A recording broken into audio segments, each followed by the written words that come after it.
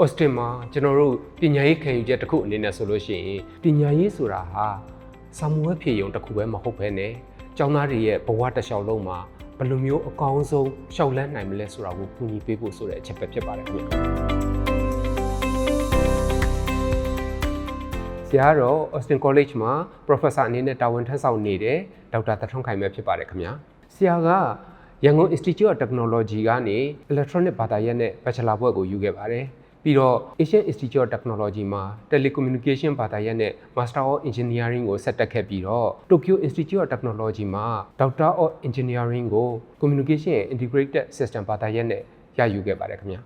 ဆရာကျောင်းပြီးတော့ Telecom နဲ့ ICT Industry ထဲမှာပေါ့နော်စုပေါင်း Industry Experience အနေနဲ့15နှစ်လောက်လုပ်ခဲ့တယ်ပေါ့နော်ပြီးတော့ academic field ကိုဆရာရောက်လာခဲ့တယ် academic field မှာတော့စုပေါင်း10နှစ်လောက်တော့ရှိပြီပေါ့Austin College ကိုတော့ဆရာ2019 September လောက်မှာဆရာစပြီးတော့လက်တွဲခဲ့တယ်အခုလက်ရှိအထိပဲပေါ့နော်ဆရာရဲ့သင်ကြားရေးခံယူချက်အနေနဲ့ပေါ့နော်ဆရာတဦးတစ်ယောက်ချင်းစီရဲ့ခံယူချက်အနေနဲ့ဆိုလို့ရှိရင်ဆရာကသင်ကြားရေးဆိုတာက learning and sharing ပေါ့နော်ဆရာကိုယ်တိုင် learn လုပ်ထားတဲ့ knowledge တွေ experience တွေကိုဒါတဆင့်ပြန်လည်မျှဝေတယ်ဆိုတဲ့သဘောပါပဲဆရာမှာရှိခဲ့တဲ့ experience တွေဒီ knowledge တွေကိုပေါ့နော် sharing ပြန်လုပ်တဲ့နေရာမှာအဓိကဆရာမှာရှိနေတဲ့ industry experience ပေါ့နော်အဲ့ဒီ industry experience ကိုဒီ theory ဘိုင်းရော industry ထဲမှာရှိခဲ့တဲ့တကယ်လက်တွေ့ဘဝမှာရှိနေတဲ့ practical ဘိုင်းတွေရောနှစ်ခုစလုံးကိုပေါင်းစပ်တဲ့ပုံစံမျိုးကိုဆရာအဓိကဦးတည်သွားတယ်ပေါ့နော်နောက်တစ်ခုကကျောင်းသားတွေကိုဆရာတို့ sharing လုပ်တဲ့နေရာမှာအစင်နဲ့ပေါ့နော်ခုခက်ပြင်ဆင်ပေးတဲ့ပုံစံမျိုးမဟုတ်ဘဲနဲ့သူတို့ကိုယ်တိုင်သူတို့ study လုပ်နိုင်အောင်ပေါ့နော် learn လုပ်နိုင်အောင် self study ကိုပို့ပြီးတော့အားပေးတယ်နောက်တစ်ခါ self study လုပ်နိုင်အောင် guide လုပ်ပေးတဲ့ပုံစံမျိုးကိုဆရာတို့အဓိကသွားတယ်ပေါ့နော်ကျောင်းသင်ခန်းစာထဲမှာရှိနေတဲ့ theory တွေကစာအုပ်ထဲမှာပဲရှိနေတာမျိုးမဟုတ်ဘဲနဲ့ဒီ theory တွေကိုတကယ်လက်တွေ့မှာဘယ်လိုအသုံးချမလဲဆိုတာကအရေးကြီးတဲ့အပိုင်းမှာဖြစ်လာတယ်အဲ့တော့တကယ်လက်တွေ့ဘဝကိုရောက်သွားတဲ့အခါမှာဒီကျောင်းသင်ခန်းစာထဲမှာရှိနေတဲ့ theory တွေကိုဘယ်လိုပြန်ပြီးတော့ apply လုပ်ရမလဲဆိုတော့ practical skill တွေဆိုတာကဆရာတို့အတွက်လိုလာပြီဒါကြောင့်မလို့ practical learning ကိုဆရာတို့ကအဓိကဦးတည်ပြီးတော့သွားတယ်Austin မှာဆရာကျောင်းသားတွေနဲ့ဆက်ဆက်ပြီးတော့တွေ့လာရတဲ့အရာလေးတစ်ခုရှိရပါတော့အဲ့ဒါဘာလဲဆိုတော့ကျောင်းသားတွေကိုဆရာရေပုံရအားဖြင့်အုပ်စု3စုခွဲကြည့်လို့ရတယ်ပေါ့ပထမအုပ်စုတစ်ခုကဘာလဲဆိုတော့ self study အားကောင်းတဲ့ကျောင်းသားတွေအဲ့ဒါကတော့ Austin မှာ 20% လောက်ရှိမယ်လို့တော့ပြောလို့ရတယ်နောက်တစ်အုပ်စုကဘာလဲဆိုတော့ဆရာတို့သင်ပေးသမျှကိုတည်တည်ချာချာနဲ့အာယုံစုစိုက်ပြီးတော့တသွေးမတိန်ပေါ့သင်ပေးသမျှကိုယူနိုင်တဲ့ကျောင်းသားမျိုးတွေနောက်ထပ်တစ်အုပ်စုအနေနဲ့တွေ့ရတယ်ဒါအုပ်စု2ပေါ့နော်နောက်ထပ်အုပ်စုတစ်ခုကြတော့ဗာလဲဆိုတော့နည်းနည်း concentration အားနေတယ်ပေါ့နော်ဆိုတော့အဲ့အားနေတဲ့ကလေးတွေလည်းဆရာတို့ 30% လောက်တွေ့ရတယ်ပေါ့အုပ်စု1က 20% လောက်ရှိတယ်အုပ်စု2က 50% ရှိပြီးတော့အုပ်စု3ကတော့ 30% လောက်ဆရာတို့တွေ့ရတယ်ပေါ့နော်ဒါဆရာရဲ့တဦးတယောက်ချင်းစီရဲ့အမြင်မှာအဲ့ဒီတော့ဆရာတို့ကဒီမှာသင်ကြားရေးစနစ်ကဘယ်လိုမျိုးလဲဆိုတော့သူတို့ကို self study အားကောင်းအောင်ဆရာတို့ကအဓိကပံ့ပိုးကျင်တာပံ့ပိုးကျင်တာဆိုတော့အုပ်စု3ကနေအုပ်စု2ကိုရောက်အောင်ဆရာတို့ပံ့ပိုးတယ်အဲ့ဒီအုပ်စု2မှာ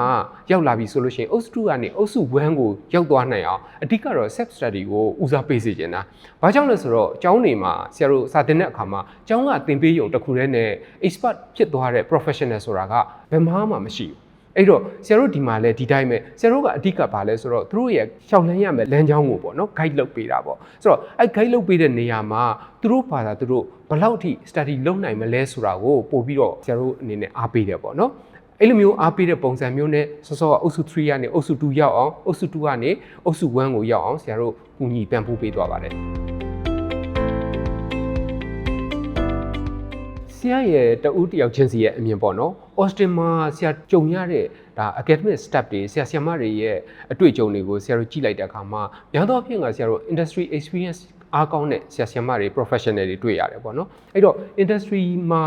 ကျွမ်းကျင်ခဲ့တဲ့ expertise တွေ professional တွေဖြစ်တာနဲ့အားလျော်စွာပေါ့နော်သူတို့တွေကသူတို့ရဲ့အတွေ့အကြုံတွေသူတို့ရဲ့ knowledge တွေ experience တွေအားလုံးကို classroom ထဲကိုတည်လာနိုင်တယ်တင်လာနိုင်တဲ့အတွက်ကလေးတွေမှာဘာအားသာချက်ဖြစ်သွားတယ်လဲဆိုတော့တကယ်လက်တွေ့မှာရှိနေတဲ့ real life scenario တွေနဲ့ကျောင်းသင်ခန်းစာမှာသင်ခဲ့ရတဲ့ theory တွေနဲ့ဆက်ပြီးတော့စဉ်းစားတတ်သွားတယ် problem တွေဘယ်လို solve လုပ်မလဲဘယ်လိုမျိုး creative solution တွေကိုရှာဖွေမလဲဆိုတဲ့အပိုင်းတွေကိုသူတို့အားသာချက်အနေနဲ့ဒါသူတို့ရရှိသွားတယ်ပေါ့နော်ဒါကြောင့်မလို့ Austin ရဲ့ academic team ကတော့ industry experience တွေအားကောင်းစေတဲ့ team တစ်ခုအနေနဲ့တော့ဆရာမြင်ပါတယ်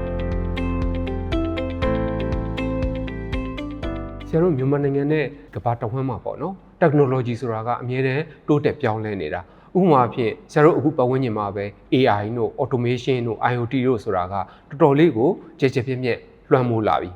နောက်တစ်ခါဆရာတို့ပတ်ဝန်းကျင်မှာရှိနေတဲ့ industry တိုင်းမှာပေါ့နော်ဒီနည်းပညာတွေကအစထုတ်ဝင်ရောက်လာပြီအဲ့ဒီမှာတခုအားကောင်းတာကဘာလဲဆိုတော့ကလေးတွေအတွက်တနည်းအားဖြင့်ကျောင်းသားတွေအတွက်ပေါ့နော်ဒီနည်းပညာတွေနဲ့ပတ်သက်တဲ့အခွင့်အလမ်းတွေအလုပ်ကိုင်းအခွင့်အလမ်းတွေများလာကြတယ်ပေါ့နော်ဒါပေမဲ့တစ်ဖက်မှာစိုးရိမ်ကြဘာလဲဆိုတော့ဒီနည်းပညာတွေကြောင့်ပဲအလုပ်ကိုင်းခွင့်လန်းတွေဆုံးရှုံးသွားကြမှာလားဆိုတဲ့စိုးရိမ်မှုတွေလည်းမြင့်တက်လာနေကြတယ်အဲ့တော့ဆရာအနေနဲ့အကြံပေးချင်တာကတော့ဆရာတို့ဒီနည်းပညာတွေ IT တို့เนาะ engineering တို့ဒီဥပမာဖြင့်ဒီ AI automation IoT အစရှိသဖြင့်ပေါ့နော်ဒီနည်းပညာတွေကိုစိတ်ဝင်စားတယ်ဆိုလို့ရှိရင်တော့ဆရာတို့ကဒီဇိုင်းမှတ်လေ့လာဖို့လိုတယ်နောက်တစ်ခါကိုစိတ်ဝင်စားတဲ့ဘာသာရပ်မှာ outstanding ဖြစ်အောင်တော့စူးစမ်းဖို့လိုလိမ့်မယ်။ဒါမှသာလျှင်ဆရာတို့ဒီနည်းပညာတွေရဲ့လွှမ်းမိုးမှု replace လုပ်ခံရမှုကနေကင်းလွတ်ပြီးတော့ဒီနည်းပညာတွေကိုဆရာတို့ကပြန်လည်အသုံးချနိုင်တဲ့သူတွေဒီနည်းပညာတွေကိုတီထွင်ဖန်တီးနိုင်တဲ့သူတွေအဖြစ်ဆရာတို့ကရှောက်လန်းနိုင်မှာဖြစ်ပါတယ်။ကလေးတွေကိုသူတို့ဘာသာသူတို့ဆုံးဖြတ်နိုင်အောင်အကူအညီပေးစေချင်ပါတယ်။ဆိုတော့တန်းနိုင်သမျှအဲ့လိုမျိုးဝင်ရောက်ဆုံးဖြတ်ပေးတာမျိုးမဟုတ်ဘဲနဲ့ကလေးတွေကိုသူတို့ကိုယ်တိုင်စဉ်းစားနိုင်အောင်သူတို့ကိုယ်တိုင်တွေးတောနိုင်အောင်နောက်တစ်ခါသူတို့ကိုယ်တိုင်ဆုံးဖြတ်ချက်ချနိုင်အောင်ပေါ့နော်အဲ့လိုမျိုးလိုအပ်တဲ့အကူအညီတွေကိုပေးတာမျိုးကပို့ပြီးတော့သိလျော်လိမ့်မယ်လို့ဆရာနေနဲ့ထင်တယ်ဥပမာအဖြစ်ကလေးတစ်ယောက်ကဘယ်အလုပ်ကိုင်မျိုးကိုရွေးချယ်ရမလဲလို့ဝေခွဲမရဖြစ်နေတဲ့အခါမျိုးတွေမှာမိဘတွေကဝင်ရောက်ဆုံးဖြတ်ပေးတာမျိုးတွေရှိတတ်ကြတယ်ပေါ့နော်အဲ့ဆိုအဲ့လိုမျိုးမလုပ်ဘဲနဲ့ဘယ်အလုပ်ကိုင်ခွင့်လန်းမျိုးကသူ့ရဲ့ skill နဲ့ကိုင်ညီမှုရှိတယ်မရှိဘူးဆိုတာကိုမိဘတွေအနေနဲ့ဘေးကနေဝိုင်းဝန်းကူညီပြီးတော့ပံ့ပိုးပေးတာမျိုးတွေနောက်တစ်ခါကိုယ်မှာရှိနေတဲ့အတွေ့အကြုံ knowledge တွေပေါ့နော်ဒါတွေကိုသားသမီးတွေကိုပြန်လဲ sharing လုပ်ခြင်းအပြင်ပို့ပြီးတော့သူတို့ရဲ့အဆုံးဖြတ်ချက်တွေကိုခိုင်မာစေတာမျိုးတွေကိုလုပ်စေချင်ပါတယ်ဒါမိဘတွေအတွက်ပေးချင်တဲ့အကြံဉာဏ်တစ်ခုပါပဲကလေးတွေအနေနဲ့ကြတော့ပထမဦးဆုံးတစ်ခုခုကိုစိတ်ဝင်စားပြီဆိုလို့ရှိရင်ကိုယ်မှာရှိနေတဲ့ talent နော်ကိုယ်မှာရှိနေတဲ့ interest ကိုယ်မှာရှိနေတဲ့အရာတွေကိုပထမဆုံးရှာစေချင်တယ်ကိုယ်ဘယ်နေရာတွေမှာကျွမ်းကျင်တယ်လဲကိုယ်ဘယ်နေရာတွေမှာပို့ပြီးတော့ passionate ဖြစ်တယ်လဲဆိုတာမျိုးတွေကိုစဉ်းစားစေချင်တယ်အဲ့လိုစဉ်းစားပြီးတော့မှအကောင်းဆုံးဖြစ်မဲ့လမ်းကြောင်းကိုရွေးတာမျိုးကိုလုပ်စေချင်တယ်နောက်တစ်ခုကဆရာတို့ကဒီ IT နဲ့ engineering ဆိုပြီးတော့ technology တစ်ခုတည်းကိုပဲဦးစားပေးနေလို့တော့မရဘူးလို့ဆရာအနေနဲ့သုံးသပ်တယ်ပေါ့နော်။ဘာကြောင့်လဲဆိုတော့ဆရာတို့က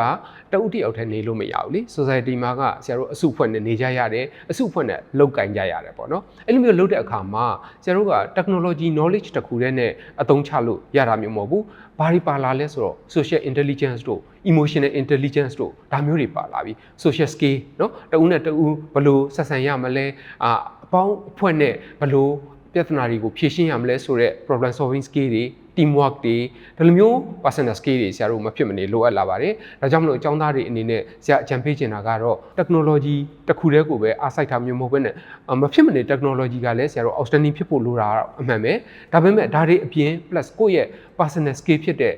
စောက communication skill တွေเนาะနောက်တစ်ခါ emotional intelligence လို့ကိုနားလည်တဲ့ skill မျိုးတွေဒီလိုမျိုး skill တွေကိုလည်း